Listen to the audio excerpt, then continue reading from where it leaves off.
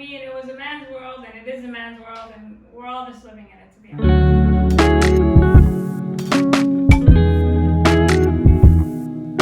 So hello everyone, I'm just going to briefly recap the newest episode of Perry Mason. There's a lot going on here, so I'm just going to focus on some key details. And if you remember from the last episode, the mother of the dead child was arrested.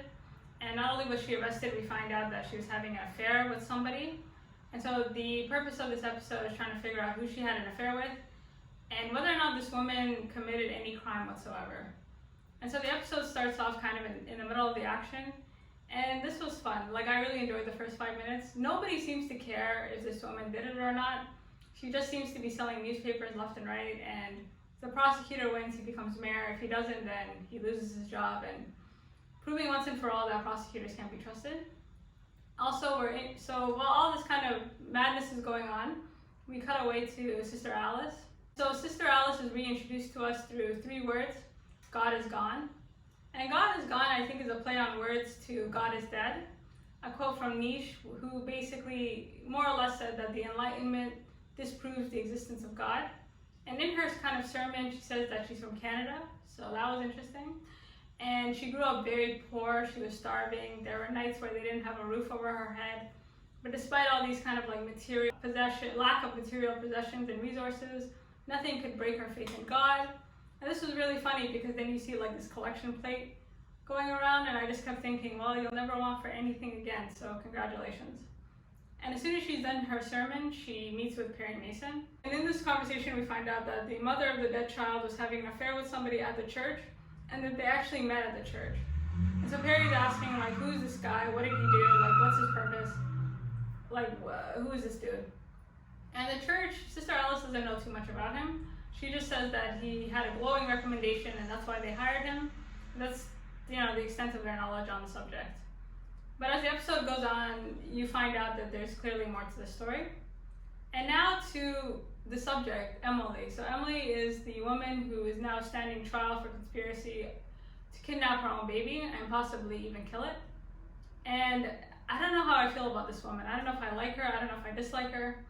And so during those scenes before her trial, you see that her husband is just kind of disgusted with her, because had Perry not found out about this woman's affair, there's really nothing to suggest that this woman would have said anything, and she probably would have let her husband hang, which kind of makes you wonder if she's covering for someone. Is she just a sociopath? And her husband is just not having it, and the only reason he's supporting her is for the cameras, and he does like somewhat love her. And the thing about this woman is that she has the full support of Sister Alice.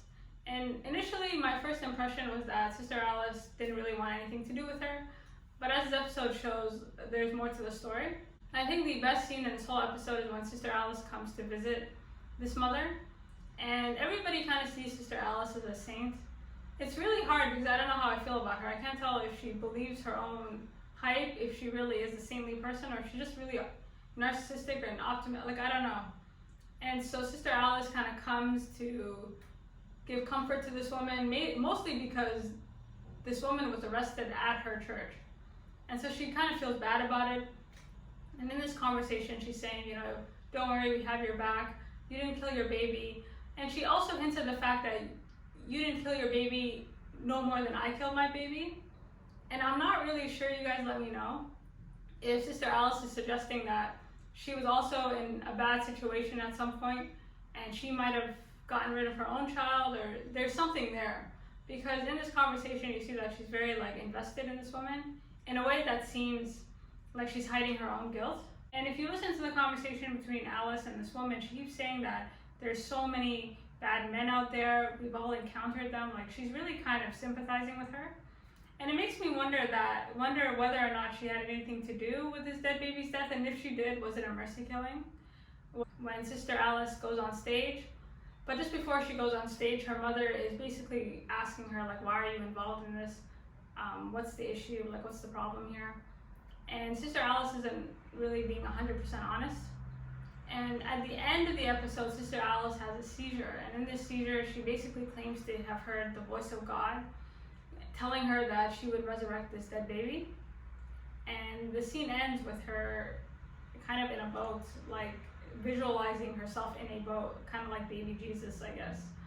And as the credits are rolling, you see kind of a blue cross. And blue crosses are normally associated with veterinarians. And the theory in this case is the fact that whatever it was like a mercy killing. Like whoever killed the baby didn't really mean to do it. And I'm wondering if Sister Alice is either directly involved or indirectly involved in this child's murder. Because she does say that in the meeting that she had with the dead mother, she kind of says, listen, whatever it wasn't your fault. Like, there were no ill intentions. So it's clear that this church has a lot more to do with it than initially thought. And this is sort of illuminated or kind of highlighted when there's also a conversation between this woman's husband and I guess his father. So this woman's husband is the son of a really rich man who apparently didn't even claim him for a long time.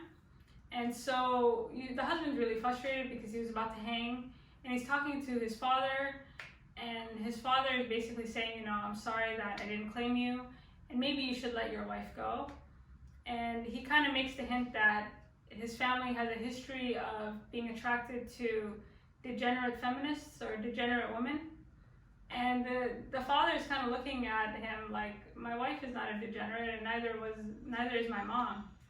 And what the father here is suggesting is that it seems like the men in this family have a weakness for a certain type of female, and in sort of trying to reclaim his godliness, he has reclaimed his bastard son. And not only that, but he kind of shows him a blueprint of this city on a hill, essentially, and how they're going to rebuild and they're going to do all this stuff. And how does this relate to Sister Alice? Well, if you remember in the kind of first scenes, Perry's kind of like snooping around the church, and he kind of finds a blueprint of a church with like a radio signal. And I guess they're trying to build basically a city on a hill. And it seems like whatever's going on with this church, it's more than just faith. Like, there seems to be money invested, and there seems to be just a lot more on the line than what it initially appears. So when you look at all the pieces together, it just seems like Alice is not being 100% herself. And you see that people kind of hold her to a high esteem. They kind of see her as someone who can do no wrong. And we all know that people who look like they can do no wrong often do the most wrong. And so that's kind of what the majority of this episode is dedicated to. So while we're trying to figure out Sister Alice's situation, we cut away to Perry. So the other half of the episode is dedicated to this tango between Innis, Drake, and Perry. So Perry's trying to figure out whether or not this woman is guilty, and who on earth this guy is that she had an affair with that claims that he was involved in this kidnapping. And along the way, he he finds a police report written by the officer who found these dead bodies. And of course, we know that the officer is Officer Drake. And he kind of notices that the police report is a single paragraph. And he's like, this doesn't make any sense. Like, this isn't even a police report. And he goes over to the LAPD, and nobody really cares. And so he tracks down Officer Drake himself, and their first encounter isn't that good. And Officer Drake is basically like, get the hell away from me, I want nothing to do with you. And initially, I think his reaction was just that of a police officer. Like, if you're in a profession like police or teachers, like, you're not gonna snitch people out no matter how badly they deserve it. And he's just kind of like, dude, I don't know you from anywhere, like, leave me the hell alone. And Perry's like, okay. And so he continues to push him further and further and further. And he even compares his police report to other police reports he's written, and clearly there's a discrepancy. And he keeps trying to provoke him, but Officer Drake isn't having it. Okay, so with that, Mason's pretty much at a dead end. He kind of gets lucky when his partner comes through with some valuable information. So he finds out that this man who shot himself in the face and had an affair with this woman used to work as an accountant at this casino. And so Perry's like, perfect, let me go investigate this. So he decides to take his girlfriend, or whoever this woman is, this Amelia Earhart character.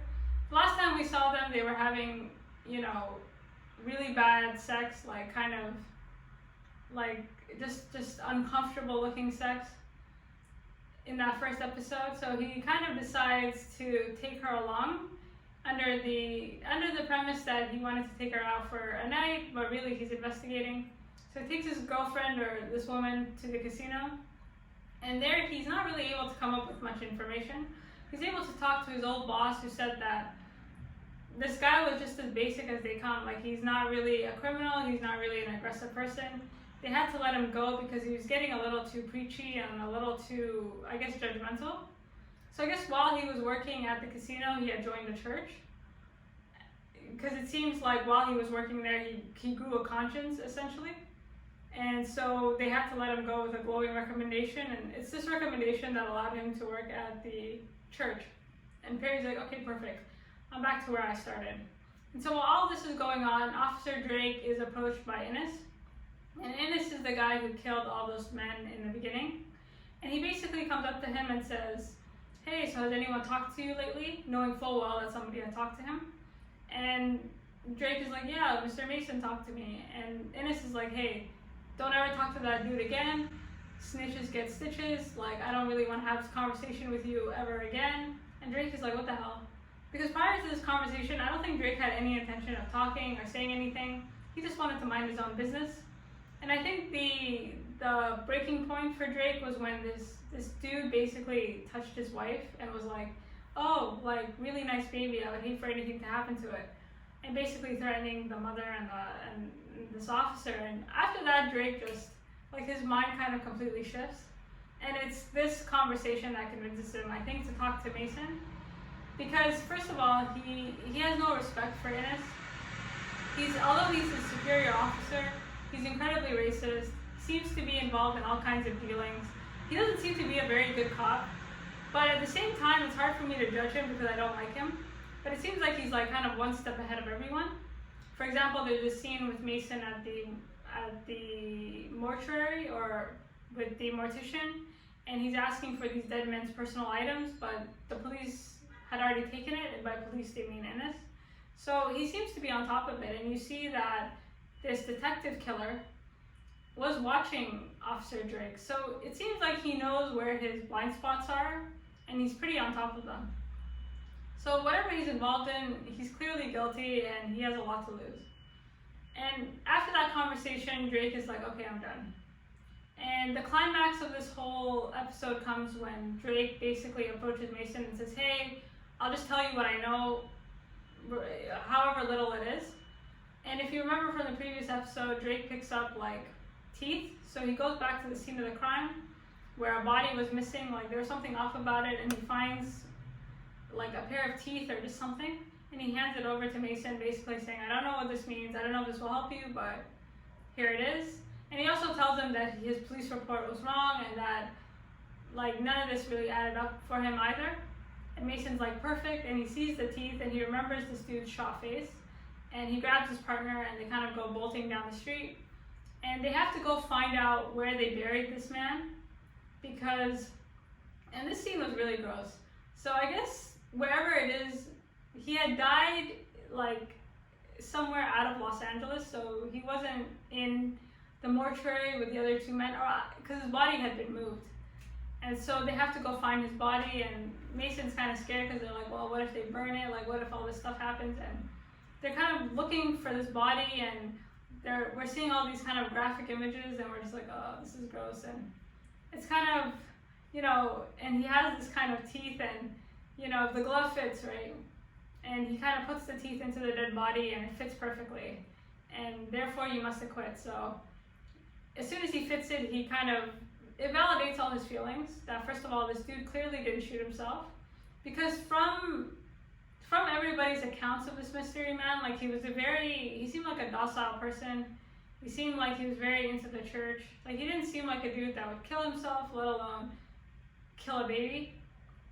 And when that teeth kind of fit perfectly, that was fun. It was kind of, I feel like they were kind of playing on, if the glove fits, you might have, anyways. That was fun. And so, just like that, this dude clearly didn't kill himself. Does it prove that this mother didn't kill her baby? Not really. I'm not really sure about this mother. I think she definitely has information. But I felt bad for this woman because they literally beat a confession out of her towards the end of the episode. And her only friend seems to be this woman who works at the law office, who no longer represents her. And they really want this case closed, and this woman isn't really doing herself any favors, so I'm not sure. I think she knows something, but she doesn't want to say. I also don't really feel anything towards her, so I'm not sure. Overall, it was a very good episode.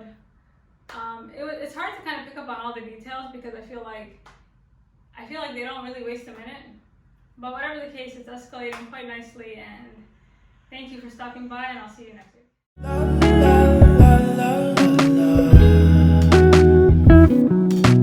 Let her know, I gotta let her know that she my white horse, she my medical, she like my